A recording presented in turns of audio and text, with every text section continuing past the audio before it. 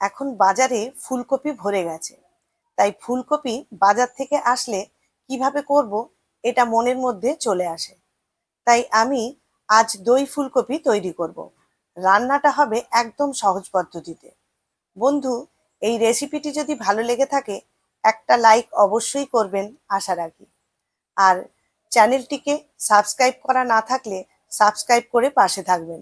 চলুন শুরু করি দই ফুলকপি। নমস্কার বন্ধুরা, আমি মৌসুমি উইথ মৌসুমি চ্যানেলে সবাইকে স্বাগত। এখানে একটা ফুলকপি নিয়েছি। ফুলকপিটাকে ভালো করে ধুয়ে নিয়ে এরকম ভাবে কেটে নিয়েছি। এবার কড়াইয়ের মধ্যে গরম জল বসিয়েছি। সামান্য একটু লবণ দিয়ে এই ফুলকপিগুলোকে গরম জলের মধ্যে একটু ভাপিয়ে নেব। এখানে দুটো বড় সাইজের আলু নিয়েছি। আলুটাকে ঠিক এইভাবে ডুমো ডুমো করে কেটে নিয়েছি। কড়াই গরম হয়ে গেছে, এখানে 3 চামচ মতো সর্ষের তেল দিলাম।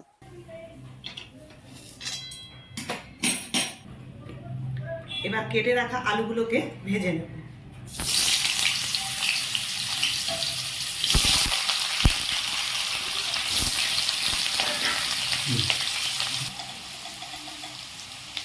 এবার এর মধ্যে অল্প একটু হলুদ আর সামান্য লবণ দিয়ে ভেজে নেব। আলুটাকে একটু লাল লাল করে ভেজে নেব।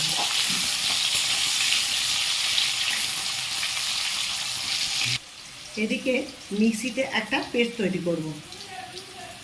একটা মিডিয়াম সাইজের টমেটো,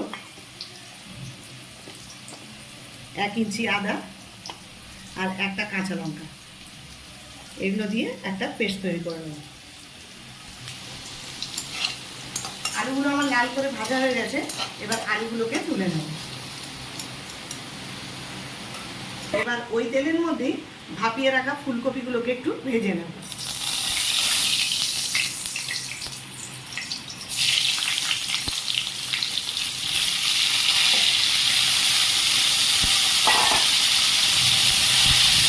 আমার যেহেতু ভাপানো আছে তাই এটা তাড়াতাড়ি হয়ে যাবে।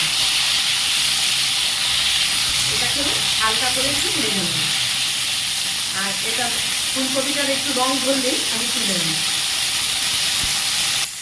ফুলকপিগুলোকে 3 থেকে 4 মিনিটের জন্য ভেজে নিয়েছি। এরপর ফুলকপির গায়ে খুব সুন্দর একটা রং হয়েছে। এরপর ফুলকপিগুলোকে আমি তুলে নেব। ওই তেলের মধ্যেই আবার সামান্য পরিমাণে একটু তেল দিয়ে দেব।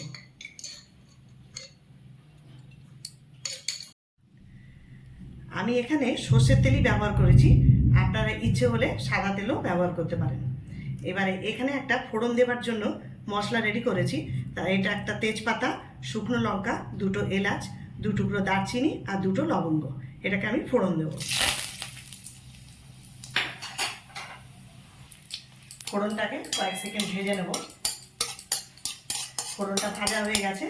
এবার এখানে মিক্সিতে যে পেস্টটা তৈরি করে রেখেছিলাম, টমেটো, আদা আর কাঁচা লঙ্কা, সেই পেস্টটাকে দিয়ে দেবো। পেস্টটাকে আমি একটু মিডিয়ামে রেখেছি। সমস্ত পেস্টটা দিয়ে দিলাম। পেস্টটাকে একটুখানি ভালো করে কষিয়ে নেব। এটা 1 মিনিট ধরে একটু কষিয়ে নেব।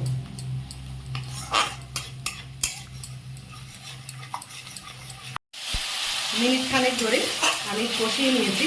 এখানে মশলা থেকে টমেটো আর আদার যে কাঁচা গন্ধ সেটাও চলে গেছে। এবারে এখানে দিয়ে দেবো স্বাদ অনুযায়ী লবণ। আবার লবণটাকে একটু নাড়িয়ে নিলাম। এবার ফ্লেমটাকে আমি পুরো লোতে করে দেবো। এখানে যে মূল উপকরণ টক দই, সেই টক দইটা আমার 100 গ্রাম মতো আছে। সেই টক দইটাকে আমি এবার দিয়ে দেবো। এই সময় ফ্লেমটাকে অবশ্যই লোতে রাখবেন, নাহলে দইটা কেটে যেতে পারে। এবার ভালো করে এটাকে নাড়াবো। কষানো হয়ে গেছে। এবার এর মধ্যে ভাজা ফুলকপিগুলোকে দিয়ে দেব। ভালো করে নাড়িয়ে নেব। ফুলকপির সঙ্গে ভালো করে মিশিয়ে নিলাম। এবার ভেজে রাখা আলুগুলোকেও দিয়ে দেব।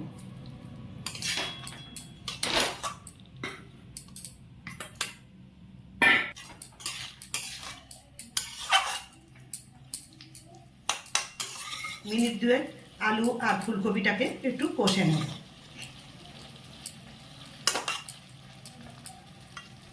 এদিকে মিক্সিতে আরেকটা পেস্ট তৈরি করে নেব। তার জন্য 2 চামচ পোস্ত,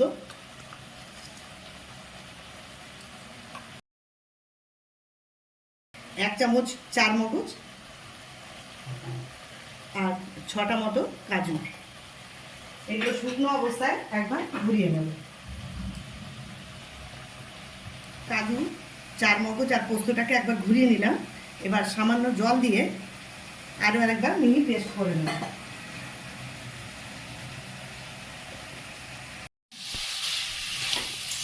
তিন থেকে 4 মিনিট ধরে আমি এটাকে ভালো করে কষিয়ে নিয়েছি। এবার এর মধ্যে যে কাজু পোস্তর যে পেস্টটা করে রেখেছিলাম সেই পেস্টটাকে দিয়ে দিলাম। এই সময় ফ্লেমটা আমি লো টু মিডিয়ামে রেখেছি। আবারও কিছুক্ষণ নাড়িয়ে নেব। এবার মিক্সির বাটিতে যে জল আছে সেই জলটাকেও আমি সেই ধোয়া জলটাকেও দিয়ে দেবো।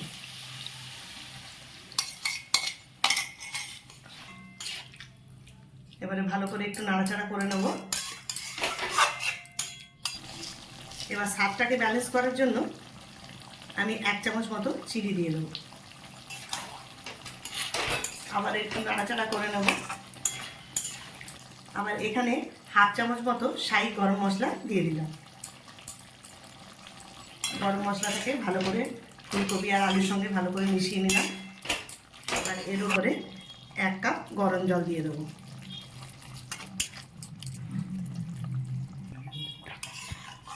আর ফুলকপি আর আলুটা যাতে ভালো মতো সেদ্ধ হয়ে যায় তাই 5 থেকে 6 মিনিটের জন্য এটাকে একটু রান্না করে নেব। লবণটা একটু কম থাকায় আমি এখানে আরও 1/2 চামচ মতো লবণ দিয়ে দিলাম। আমি ঢাকা খুলে খুলে একটু নাড়াচাড়া করে নিলাম। আবারও ঢাকা দিয়ে দেব। মিনিট 5 মতো আমি এটাকে ঢাকা দিয়ে রেখেছিলাম।